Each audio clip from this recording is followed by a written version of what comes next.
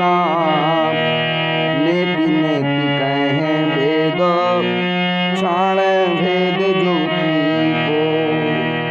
जानियह केशवदास अनुदिन राम राम।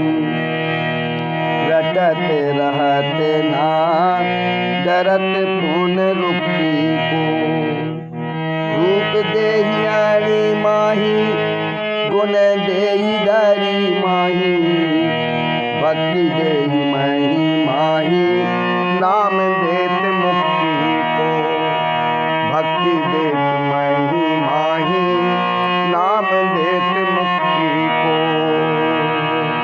आइए अब हम आचार्य केशवदास जी द्वारा रचित भगवान श्री राम की वंदना को समझने का प्रयास करते हैं। इस क्रम में सबसे पहले हम कठिन शब्दों के अर्थ को समझ लें।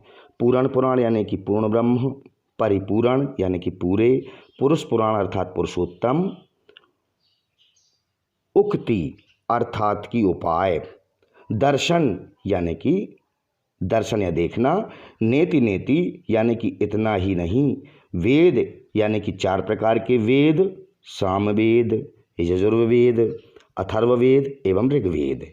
भेद युक्ति यानी कि भेद करने की युक्ति या उपाय, अनुदिन यानी कि प्रतिदिन, पुनरुक्ति यानी कि संसार में बार बार आना, अणिमाही यानी सूक्ष्मता, अणिमा सिद्धि, गुण माने की गुण, गरिमा यानी कि अष्ट सिद्धियों में से एक सिद्धि, एवं महिमा यानी कि यश, मुक्ति यानी कि जन्म मृत्यु से छुटकारा।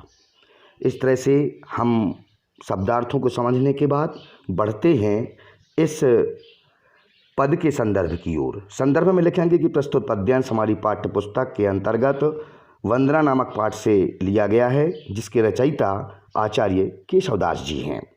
प्रसंग में लिखेंगे यहाँ पर कवि केशवदास जी ने भगवान श्री राम की वंदना का चित्रण करके अपने भक्तिपूर्ण भावों को व्यक्त किया है।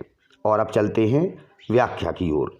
केशवदास जी कहते हैं कि और कोई युक्ति बतावे या ना बतावे, श्री राम पूर्ण ब्रह्म पुरुषोत्तम हैं। उनका दर्शन पाकर भी कोई उन्हें समझ नहीं पाता है, क्योंकि वेद भी न इति अर्थात अभी समाप्त नहीं हुआ कह कर के उस भेद को वहीं छोड़ देते हैं। यह जानकर केशवदास प्रतिदिन राम राम रटते रहते हैं, जिसके कारण उन्हें जन्म मरण का डर नहीं लगता, क्योंकि राम राम रटने से जन्म मरण से मुक्ति या छुटकारा प्राप्त हो जाता है। श्री राम का रूप अणिमा सिद्धि अर्थात सूक्ष्मता को प्रदान करता है। उनका गुण गरिमा सिद्धि अर्थात यश को या गुरुत्व को प्रदान करता है, और उनकी भक्ति महिमा सिद्धि यानी बड़प्पन को प्रदान करता है, और उनका नाम मुक्ति को प्रदान करता है। इस तरह से व्याख्या पूर्ण हो जाती है। अब चलते हैं काव्य सौंदर्य की ओर।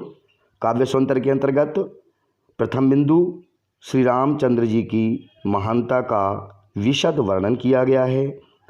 नंबर 2 पर भक्ति रस समाया हुआ है। नंबर 3 अनुप्रास, श्लेष, पुनरुक्ति प्रकाश अलंकारों का सुंदर प्रयोग हुआ है। और नंबर 4 में ब्रजभाषा का प्रयोग हुआ है, माधुर्य गुण का प्रयोग हुआ है।